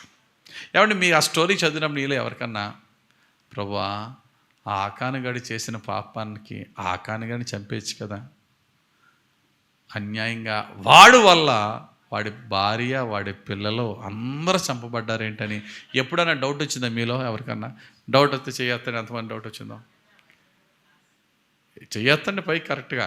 అది నేను చదివినప్పుడు అయ్యో అతను ఒక్కని వల్ల అతని కుటుంబం మీద అందరి మీదకి ఎందుకు వచ్చేసింది ప్రభు ఈ శిక్ష వచ్చిందా? చేయొద్దండి. ఓ వెరీ గుడ్, గాడ్ చాలామందికి వచ్చింది. చెప్పండి, ఎందుకు దేవుడు అతను ఒక్కడు చేసిన పాపను భార్య పిల్లల్ని అందరిని చంపేశాడు? సపోర్ట్ చేసినట్టు ఉందా బైబిల్ ఎక్కడన్నా? తెచ్చేయి తెచ్చేయి తెచ్చేయి అని భార్య అంది. తెచ్చిన తర్వాత సపోర్ట్ చేసినట్టుందా? ఉందా? చెప్పండి మరి. చేసిన పెద్ద మిస్టేక్ ఏంటంటే, ఫ్యామిలీ అందరూ చంపబడ్డానికి గల కారణం ఏంటంటే, ఆ మూట ఎక్కడో వేరే చెట్టు కింద దాస్తే పర్వాలేదు, ఆ మూట ఎక్కడ దాచాడట? తన ఇంటి గుడారం మధ్యలో పెద్ద గొయ్యి తీసి అందులో కప్పెట్టాడట. ఇంటి మధ్యలో అందరూ కనబడకుండా ఇంటి మధ్యలో గొయ్యి తీసి కప్పెట్టే ఆ మూట బయట ఎవరికి కనబడకుండా దాచుకున్నాడు. ఖచ్చితంగా ఇల్లంటే ఏంటి, మనకులాగా 4-5 బెడ్రూమ్లు కాదు, వాళ్ళేంటి గుడారాల్లో ఉన్నారు. ఆ గుడారాల్లో చేస్తున్నది భార్యకి పిల్లలకి తెలుస్తా తెలీదా? 100% తెలుసు. అది బయట దాచేయడానికో పాపం వీళ్ళకి తెలియకుండా దాచేయడం అనుకోవచ్చు. ఎక్కడ దాచేయడం చదవండి అన్నమాట ఒకసారి. ఎక్కడ దాచేయడం తీసుకొచ్చి యెహోషువ గ్రంథం 7:21. యెహోషువ గ్రంథం 7వ అధ్యాయము 21వ వచనం. ఎక్కడ దాచేయడట? దోపుడు సొమ్ములో ఒక మంచి షినారు పై వస్త్రమును, 200 తులముల వెండిని, 50 తులముల ఎత్తుగల ఒక బంగారు కమ్మిని నేను చూచి వాటిని ఆశించి తీసుకొంటిని. అదిగో నా డేరా మధ్య అవి భూమిలో దాచబడి ఉన్నవి. చాలు. ఎక్కడ దాచబడి ఉంది? డేరా మధ్యలో నేను గొయ్యి తీసి దాచాను, మీరు వెళ్ళి గొయ్యి తీసి దాన్ని తెచ్చేసుకోండి అన్నాడు. ఇప్పుడు చెప్పండి, దేవుడు కుటుంబాన్ని ఎందుకు చంపాడు? ఎస్, ఇదంతా కూడా గూడు పుటానీగా జరిగింది. మొత్తం ఫ్యామిలీని చంపించాడు దేవుడు. గమనించండి ప్రియులారా, మన కుటుంబం ఎలా ఉండాలంటే ఒకరు తప్పు చేస్తున్నప్పుడు ఇంకొకరు కరెక్ట్ చేసే యోబు కుటుంబంలా ఉండాలి. యోబు భార్య తప్పు చేసింది, యోబు ఏం చేశాడు? యోబు భార్యను గద్దించడం వల్ల ఎవరు రక్షింపబడ్డారు? యోబు రక్షింపబడ్డాడు ఫాలో అవ్వకుండా, యోబు భార్యను కూడా రక్షించుకున్నాడు. అలా కాకుండా అననీయ తప్పు చేస్తే సఫీరాని కూడా అదే తప్పు చేయించాడా చేయించలేదా? అప్పుడు దానివల్ల ఎవరు రక్షింపబడ్డారు? ఎవడు రక్షింపబడి, ఇద్దరు నాశనం అయిపోయారు. భార్యాభర్తలు ఎందుకు ఉండాలంటే, భర్త నడిచిన తప్పుడు మార్గంలో భార్య నడవమని కాదు, భర్త తప్పు మార్గంలో నడిస్తే భార్య కరెక్ట్ చేయాలి, భార్య తప్పు మార్గంలో నడిస్తే భర్త కరెక్ట్ చేయాలి. ఒకరినొకరు కరెక్ట్ చేసుకుని ఉండాలి. కానీ మా ఆయన గారు ఏం చేస్తే అదే చేస్తామంటే దట్స్ రాంగ్. ఇందాక మీకు చెప్పాను, తాతయ్యల మీద తల్లిదండ్రుల మీద గౌరవం ఉండొచ్చు, కానీ వారు వాక్యానికి వ్యతిరేకంగా కానీ వాక్యముకు విరోధంగా నడిచినప్పుడు మనం దాన్ని కరెక్ట్ చేసేలాగా ఉండాలి. కనీసం వారు మనల్ని ఫాలో అవ్వకపోయినా మనం మాత్రం దాన్ని ఫాలో అవ్వకుండా మనం సరైన మార్గం నడిస్తే ఆ శాపం మన మీదకి రాకుండా ఉంటుంది. ఆ సీక్రెట్గా దాచాడు. ఇప్పుడు ఆ ఇంటికి మన గృహాలకు సెంటర్ ఆఫ్ ద హౌస్ ఎవరవ్వాలా? యేసు ప్రభువే మన ఇంటికి మూలం. Jesus must be the centre of the house. Achan ఇంటికి సెంటర్ ఆఫ్ ద హౌస్ ఏమైంది? దాచుకున్న ఆ నిధి, దాచుకున్న నిధి. నీ ధనం ఎక్కడ ఉంటుందో నీ మనసు కూడా. ఇప్పుడు అక్కడ నిధి ఏమైపోయింది? అతనికి ఆల్టర్ అయిపోయింది. అదే పెద్ద బలిపీఠం అయింది. That is the secret altar. That is the secret altar maintained in the Achan's family. ఈరోజు నేను చెప్తున్నాను, మన ఇళ్ళల్లో కూడా కొన్ని సీక్రెట్ ఆల్టర్స్ ఉంటాయి. ఒకవేళ ఈరోజు యేసు ప్రభు మన ఇంట్లోకి ఎంటర్ అయిపోయాడు అనుకోండి ఫిజికల్గా, జోసఫ్ నీ ఇంటికి వస్తాను పద అంటే రా ప్రభు అంటావా వద్దంటావా? అమ్మా మీ ఇంటికి వచ్చాను రావంటావా వద్దంటావా? జోసఫ్ నన్ను ఇక్కడ హాల్లోనే ఆపేస్తావు, కొద్ది లోపలికి కూడా తీసుకెళ్తావా అంటే, ప్రభువా నువ్వు ప్రతి రూమ్లో అడుగు పెట్టాలి ప్రభువా, నువ్వు ఏ రూమ్లో అడుగు పెట్టినా ధన్యమే కదా అంటావా నువ్వా? ఇప్పుడు ఆయన ఒక్కొక్క రూమ్కి ఎంటర్ అవుతున్నాడు. ఎంటర్ అవుతున్నప్పుడు ఎన్ని అన్య బలిపీఠాలు ఆయన కనబడతాయి మన ఇంట్లో. దేవుణ్ణి బాధపరిచి దేవునికి విరోధకరమైనటువంటి అన్య బలిపీఠాలు, స్ట్రేంజ్ ఆల్టర్స్, విరోధకరమైనవి ఎన్ని కనబడతాయి. ఇదిగో ఇదిగో ఇదిగో అని దేవుడు ఒకవేళ చూస్తూ పాయింట్అవుట్ చేస్తే ఏమున్నాయి నా ఇంట్లో అని ఒకసారి ఆలోచన చేయండి. ఆకానికి సీక్రెట్గా దాచాడు, ఎవ్వరికి కనబడకుండా దాచాడు. కుటుంబం మాత్రమే తెలుసు, బయటికి ఎక్కడ లీక్ అవ్వలేదు. కానీ చీటీలు తీసినప్పుడు ఏమైంది? ఒరే ఎవడో ఒకడు తప్పు చేసాడు రా చీటీలు తీయండి అంటే అలా కరెక్ట్గా పట్టబడ్డా లేదా? అలాంటిది దేవుడే డైరెక్ట్గా చూస్తే, దేవుడే డైరెక్ట్ పాయింట్అవుట్ చేస్తే ఎన్ని ఆల్టర్స్, ఎన్ని ఈవిల్ ఆల్టర్స్ కనబడుతున్నాయి సార్ చెక్ చేసుకోండి. నీ కుటుంబంలో నా కుటుంబంలో సీక్రెట్ ఆల్టర్స్ ఏంటి? నువ్వు ఏదన్నా నీ భర్తకి తెలియకుండా, భార్యకి తెలియకుండా సీక్రెట్ మెయింటైన్ చేస్తాయి, సీక్రెట్ ఆల్టరే. కొంతమంది భర్తలు చాటింగ్ డిలీట్ చేసేస్తూ ఉంటారు, మా ఆవిడ చూసేస్తుందని. లేకపోతే కొంతమంది భార్యలే చేయొచ్చు, భర్తలకు తెలియకుండా చాట్ చేసేసి అన్ని డిలీట్ చేస్తూ ఉంటారు. పిల్లలు తల్లిదండ్రులకు తెలియకుండా సోషల్ మీడియా అకౌంట్స్ పెట్టేసుకుంటారు, మళ్ళీ తల్లిదండ్రులు తెలియకుండా మళ్ళీ డిలీట్ చేస్తారు, అవసరమైనప్పుడు మళ్ళీ లాగిన్ అవుతారు. ఏంటిది? ఎవరిని మోసం చేస్తున్నాం? ఆ సీక్రెసీ, ఆ యొక్క రహస్య జీవితం మనలో ఉంటే we are maintaining the secret altars like ఆకానులాగా రహస్య బలిపీఠాలు మనం మెయింటైన్ చేస్తే అది ఎవరి మీద తీసుకొచ్చింది? ఆ డిజాస్టర్ ఫ్యామిలీ అంతా నాశనం అయిపోయింది. ప్రభువా నాలో నా పనికి మాలిన సీక్రెట్ ఆల్టర్ తీసేసేలా చేయి. నా భార్య, నా భర్త, నా పిల్లలు, నా తల్లిదండ్రులు మధ్య రహస్యాలు ఉండకుండా యథార్థత. దేవునికి ఇష్టమైంది ఏంటండి? యథార్థత. యథ అంటే ఏంటి? Heart should be clear, it should be transparent. మోసాలు ఉండకూడదు, అమ్మా నాన్న దగ్గర అబద్ధాలు ఆడకూడదు, భార్యాభర్తల మధ్య అబద్ధాలు ఉండకూడదు, రహస్య ఫోన్ కాల్స్ ఉండకూడదు. కొంతమంది ఎందుకో బాత్రూమ్కి వెళ్ళి ఫోన్ మాట్లాడతారు, లేదా బయటికి వెళ్ళిపోయి ఫోన్లో మాట్లాడుకుంటారు, ఇంట్లో మాట్లాడుకోరు. ఎందుకు ఆ భయం, ఎందుకు ఆ చింత, ఎందుకు ఆ దిగులంటే ఏమైపోద్ది? ఆవిడ వింటే ఏమైపోద్ది? వింటే స్పీకర్ పెట్టుకుని మాట్లాడే ఫ్రీడమ్ నీకు లేదా ఇంట్లో? చక్కగా నా ఫోన్ కాల్ నువ్వు తీసుకోమ్మా అని భార్యతో ఫోన్లు ఎత్తించకుండా ఎత్తద్దు నేనే ఎత్తుతా. మరి కొంతమంది పిల్లలు ఫోన్కో పాస్వర్డ్, ఆ యాప్కో పాస్వర్డ్, ఆ ఫోల్డర్కో పాస్వర్డ్, అన్నీ పాస్వర్డ్లే. ఎందుకు ఈ భయం? ఎందుకు ఈ అభద్రతా భావం? కారణం ఏంటో తెలుసా? నీలో అన్ని సీక్రెట్ ఆల్టర్స్ ఉన్నాయి. Every secret altar will destroy your spiritual life. నీ రహస్యమైనటువంటి ప్రతి రహస్య బలిపీఠము నీ ఆత్మీయ జీవితాన్ని దిగజార్చుతుంది, దేవునికి దూరం చేస్తుంది.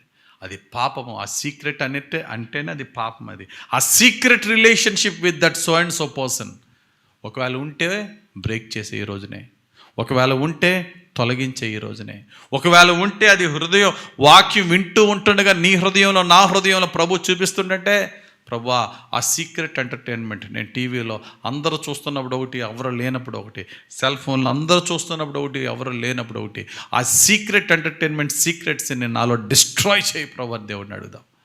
ఆకాను లాంటి సీక్రెట్ ఆల్టర్ నాలోంచి తీసేయి. 3 రకాల ఆల్టర్స్ గురించి మనం ధ్యానించుకున్నాం. Wrong altar, right worship.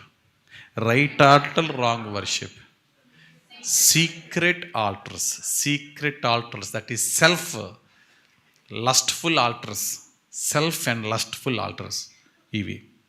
ఇప్పుడు గమనించండి, ఇవన్నిటిని మనం చూసినప్పుడు వాటిని మనం ఎలా తొలగించుకోవాలా, హౌ టు డిస్ట్రాయ్ దెమ్, వాటిని ఎలా తొలగించుకోవాలా?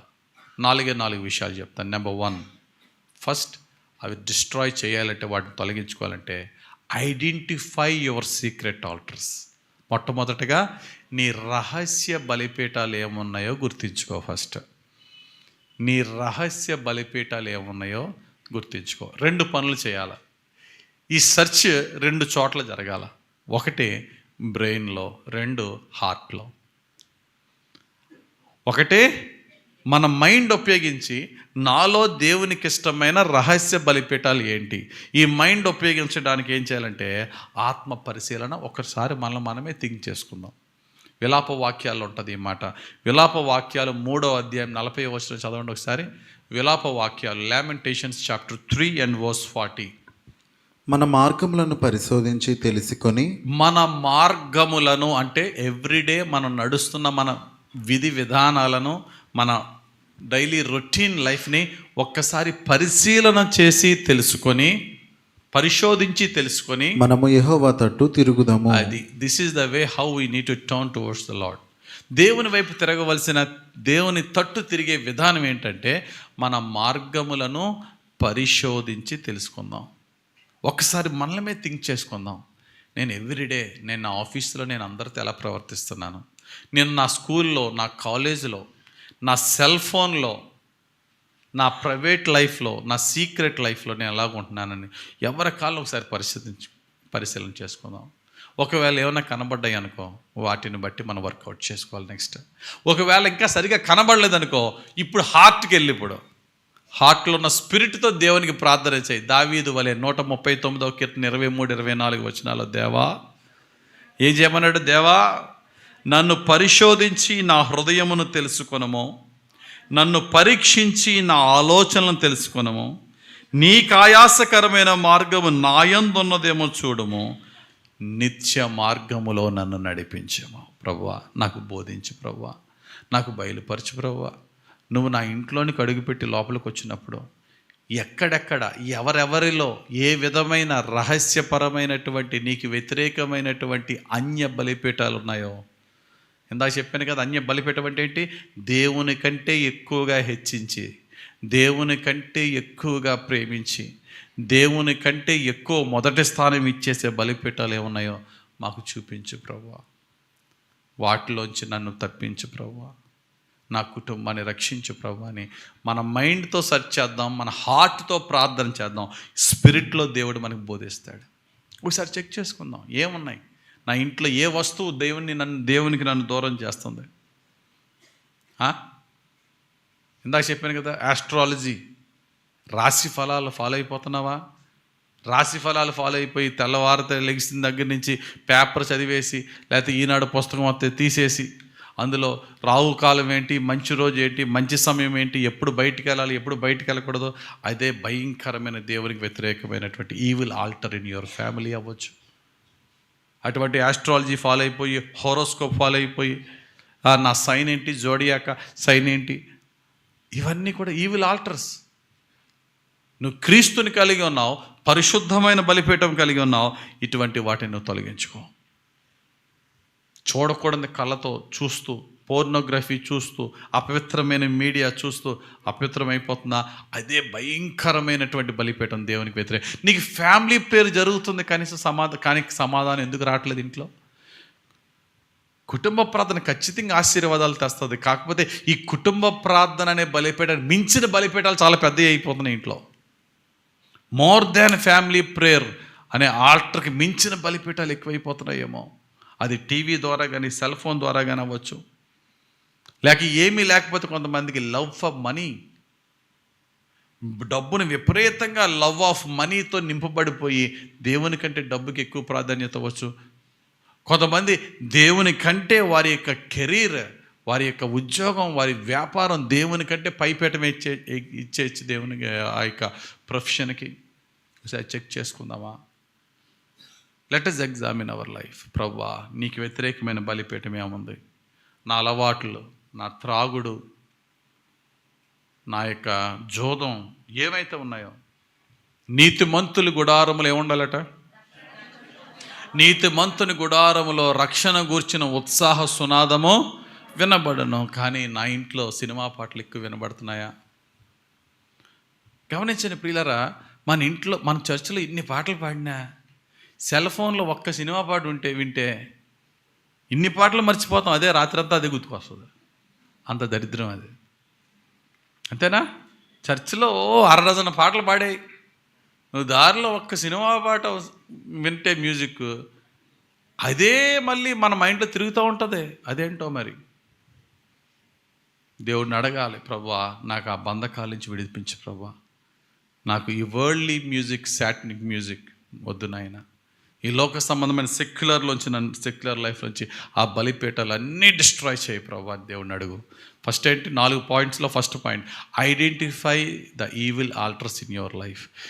నీ జీవితంలో ఉన్న దేవునికి విరోధమైనటువంటి అన్య బలిపీఠాలను పరిశీలన చేసుకో. ఆత్మ పరిశీలనతో దీన్ని తెలుసుకో. రెండవది, ఎప్పుడైతే దేవుడు నాకు నీకు కొన్ని చూపించాడో, రెండో చేయవలసింది ఏంటి తెలుసా? Remove them, bury them, destroy them. తీసేయి, పాతిపెట్టి నాశనం చేసేయి. పాతిపెట్టి నాశనం చేయి.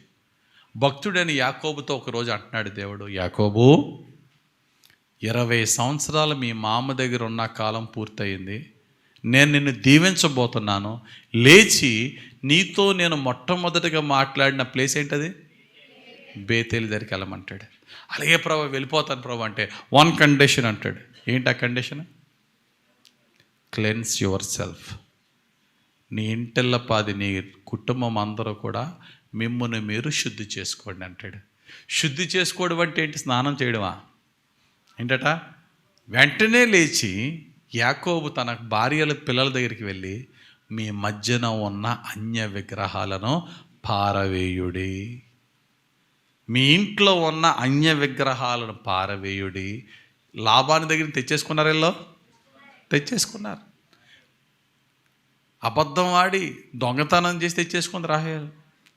వెంటనే లేచి చదవండి అన్నమాట పరిశుద్ధ గ్రంథంలో, ఆది కాండము 35వ అధ్యాయము 2వ వచనం. ఆది కాండము 35వ అధ్యాయము 2వ వచనం. యాకోబు తన ఇంటి వారితోనూ తన యొద్దనున్న వారందరితోనూ, మీ యొద్దనున్న అన్యదేవతలను పారవేసి మిమ్మును మీరు శుచిపరచుకొని మీ వస్త్రములను మార్చుకొనుడి. అదే మిమ్మల్ని మీరు శుద్ధి చేసుకునే విధానం ఏంటో తెలుసా? ముందు మీ దగ్గర ఉన్న అన్య విగ్రహాలను పారేయండి అన్నాడు. మళ్ళీ ఏమనుకున్నాడో, రాహేల్ లాంటి ఆమె పారేసినట్టు పారేసి తెచ్చేసుకుంటుంది అనుకున్నాడో, లేకపోతే పారేయడం వల్ల ఇంకో నష్టం ఉంది. ఏంటి చెప్పండి? గట్టిగా, మేకా చేసిన తప్పు ఆమె అక్కడ ఆయన తాగిపోయిందా? ఆ విగ్రహాలు మళ్ళీ పాసాననియా? మరలా ఇంకా పెద్ద డిజాస్టర్ జరుగుతుంది ఏమో అనుకుని చూడండి, ఈ తవ్వకాల్లో ఈ విగ్రహం వచ్చింది కాబట్టి ఇక్కడే మరలా ఇంకొక ఏదన్నా చేయాలని రకరకాల వస్తాయి కదా. అలాగా ఏమనుకున్నాడో భక్తుడైనటువంటి యాకోబు పారేసిన విగ్రహాలను పారేయమన్నాడు. ఆ తర్వాత మళ్ళీ వెనక్కి వచ్చాడు. లేదు లేదు లేదు, అన్నీ నాకు ఇచ్చి మూట కట్టేసి గొయ్యి తీసి పాతేస్తానన్నాడు. చదవండి 4వ వచనంకి వెళ్ళి ఒకసారి. 4వ వచనం.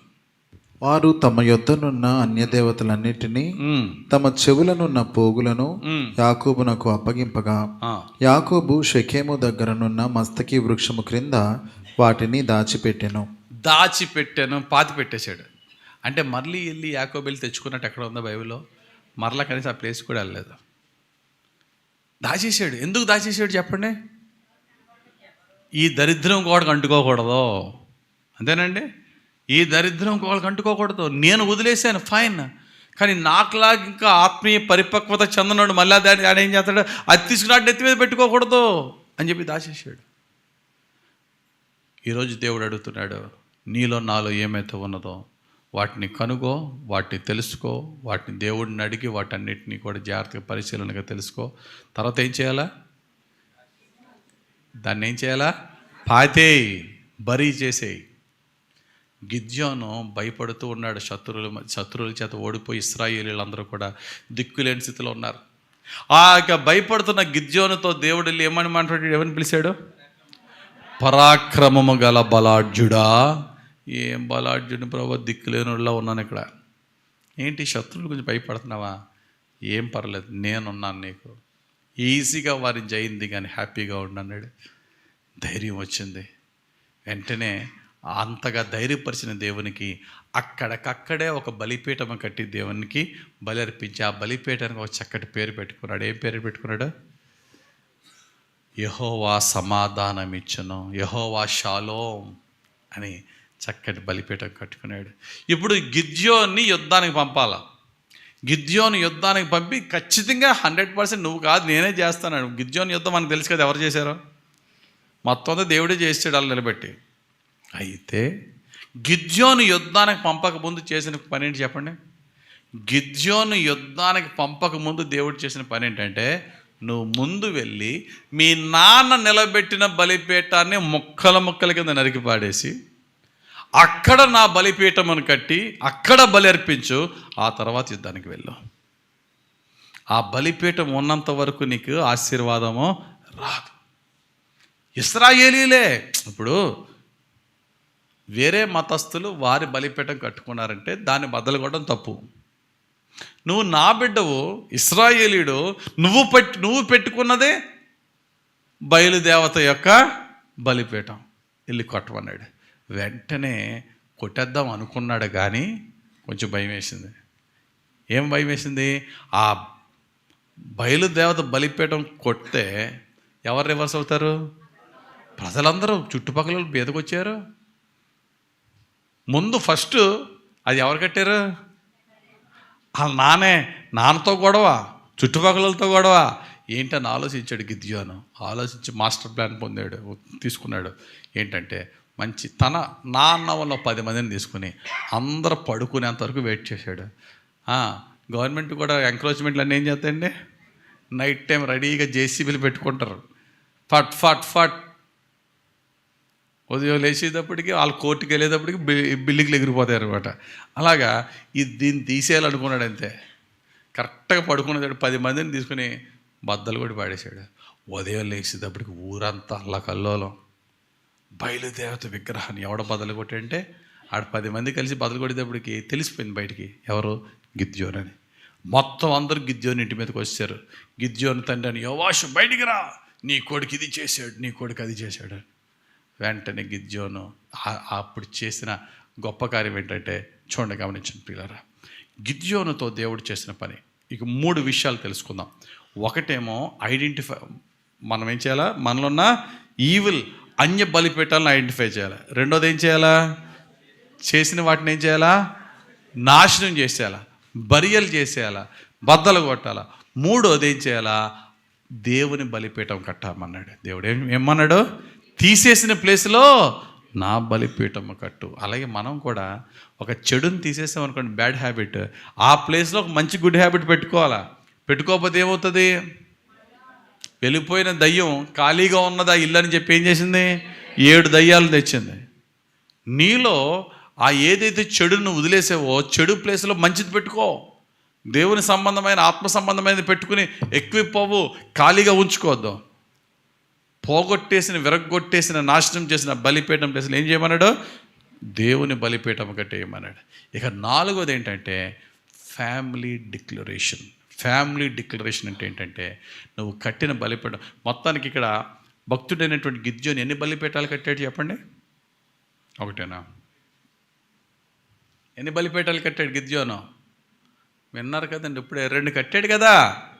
ప్రత్యక్షమైన వెంటనే ఒక బలిపీఠం కట్టి దానికి ఏమని పేరు పెట్టాడు? యెహోవా షాలోమ్, దేవుడు యెహోవా సమాధానం ఇచ్చును గాక. అది ఆయన వ్యక్తిగత పర్సనల్ బలిపీఠం. ఇంటికెళ్ళి తండ్రి చేసిన బలిపీఠాన్నే బద్దలు కొట్టి కట్టి, that's a family altar. Personal altar, family altar, 2వ బలిపీఠం కట్టాడు.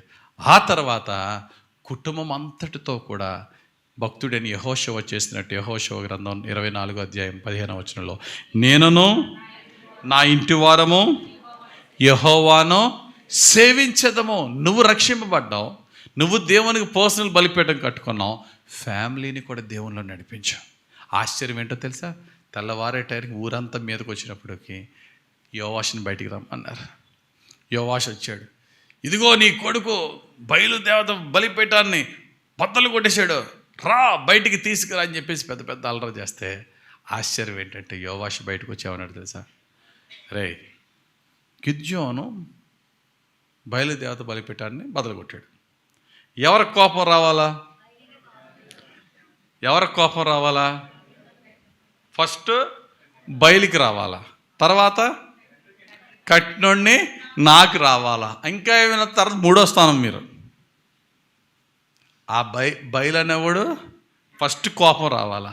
ఫస్ట్ ఏం చేయాలి? ఆ బయలు నా కొడుకుని చంపేయాలి కదా. మరి నా కొడుకు బ్రహ్మాండంగా ఉన్నాడు, నా కొడుకు ఏ ప్రాబ్లం లేదు అని చెప్పి ఆ బయలు ఆడు చూసుకుంటాడు, మీరు పొండరా అన్నాడు. ఆ బయలు ఆడు చూసుకుంటాడు. బయలు కోపం చంపేస్తే నా కొడుకుని చంపేని, వాళ్ళిద్దరూ పడతారా, మనకేంటి, మీరు పొండ వదులుగా అన్నాడు. అప్పుడు గిద్యోనుకు ఒక పేరు పెట్టాడు తండ్రి. ఏంటి ఆ పేరు? చదవండి అన్నమాట. అదే అధ్యాయంలోనే, అదే న్యాయాధిపతుల గ్రంథంలోనే 6వ అధ్యాయం 32వ వచనం చదువునా?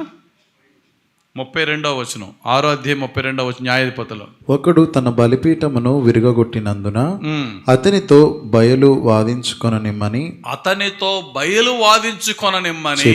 చెప్పి ఆ దినమున అతనికి యెరుబ్బయలు అను పేరు పెట్టెను. కాబట్టి గిద్యోను మరొక పేరేంటి? యెరుబ్బయలు. యెరుబ్బయలు అంటే అర్థం ఏంటంటే బయలు వాదించునుగాక.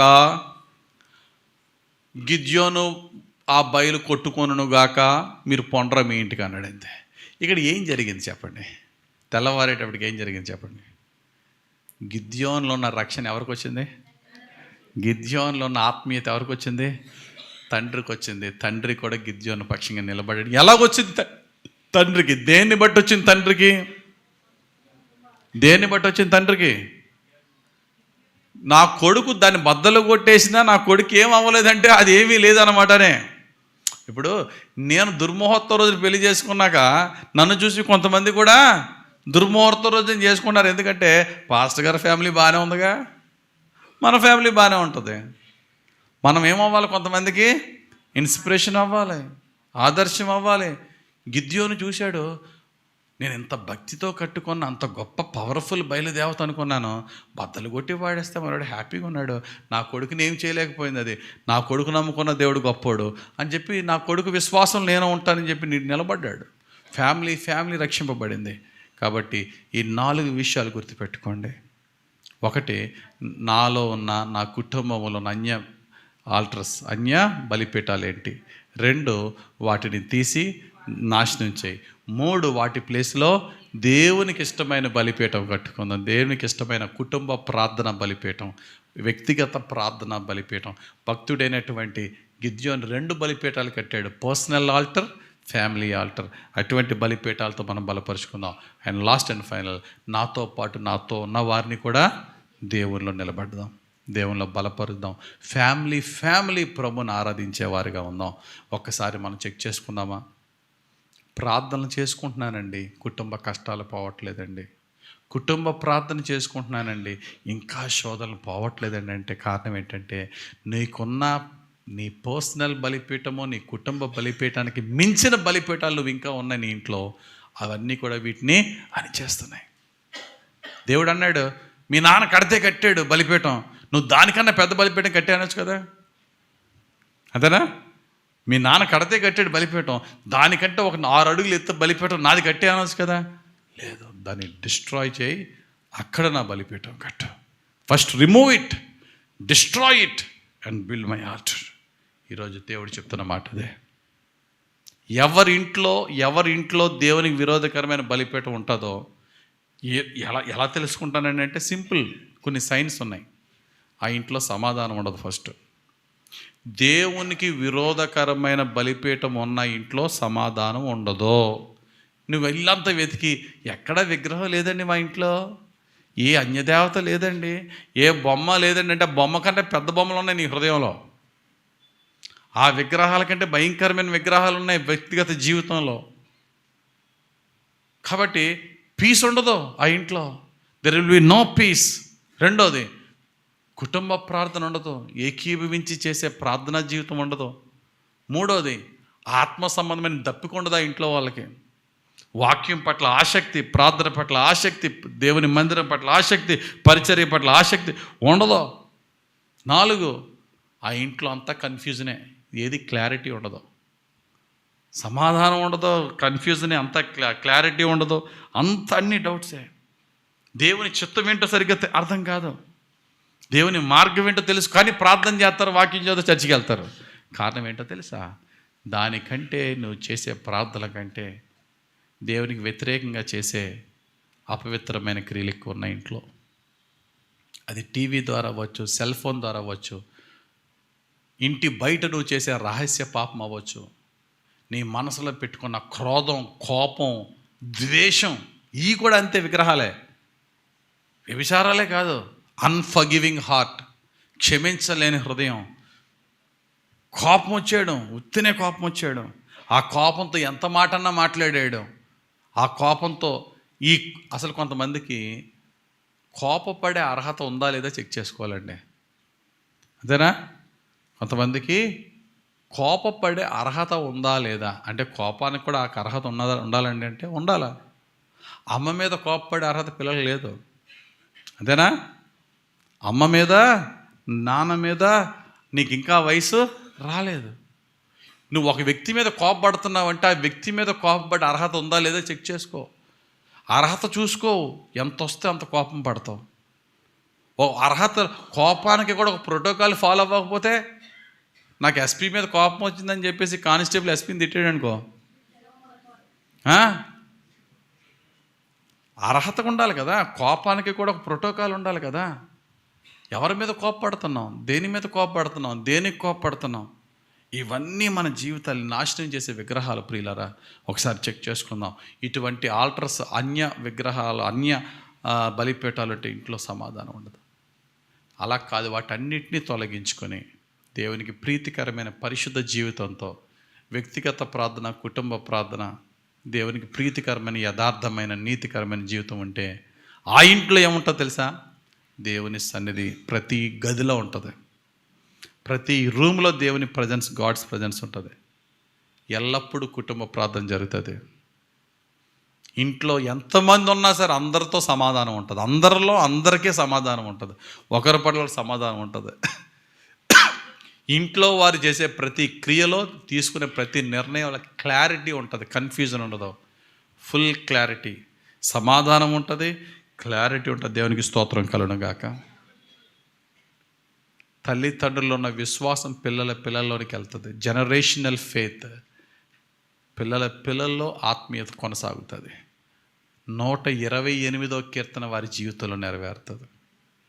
నీవు ధన్యుడవు, నీకు మేలు కలుగును, నీ భార్య ఫలించు ద్రాక్షావళి వలె ఉండును, నీ పిల్లలు ఒలీవ మొక్కల వలె ఉండును, నీ పిల్లల పిల్లలను నీవు చూచెదవు. ఈ వాగ్దానం వారి జీవితంలో నెరవేరుతుంది.